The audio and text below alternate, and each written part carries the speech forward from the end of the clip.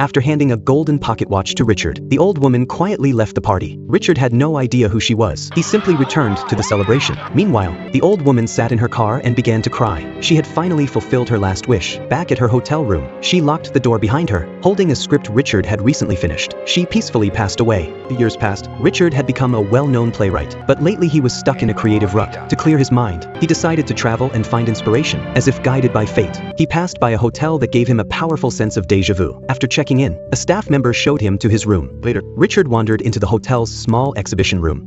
A single photograph completely captivated him. The woman in the picture took his breath away. Curious, he asked a longtime hotel staff member about her. The man told him her name was Elise. She had once been a brilliant stage actress. Her final performance had taken place in that very hotel. In the days that followed, Richard became obsessed. He couldn't stop thinking about Elise. Somehow, he felt like they had met before. One sleepless night, Richard went to the library. He found an old magazine featuring an interview with Elise. When he saw a photo of her in her later years, he froze. The elderly Elise was the same woman who had given him the pocket watch 8 years ago. Everything started to click. He was convinced they had a past together, one that he couldn't quite remember. Richard tracked down the author of the article, a woman who had cared for Elise during her final years. But when Richard tried to visit, the woman refused to see him until Richard showed him the pocket watch. Where did you get that? Well, she gave it to me, ma'am.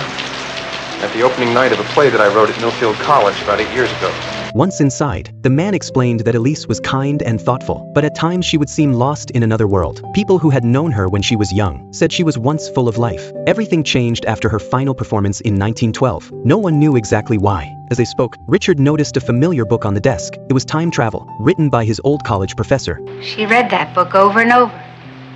A music box on the table began to play. Richard stood still. It was his favorite melody. The coincidences were overwhelming. He was now certain he and Elise were connected, and there was only one way to know for sure. He had to meet her. So he visited his old professor and asked about time travel. Following his advice, Richard went to a coin shop. He bought currency from the year 1912, then dressed in period clothing. Back at the hotel, he lay on the bed, repeating to himself over and over, he was in 1912. Eventually, the scenery outside changed. So did the furniture in the room. When he opened his eyes, everything was different. He had done it. He had traveled through time, filled with excitement. He rehearsed what he'd say when he finally saw Elise. Later by the lake, he spotted her. Their eyes met. Richard froze. Everything he'd prepared vanished from his mind. And Elise, though she had never seen him before, felt an undeniable connection. For a moment, time stood still.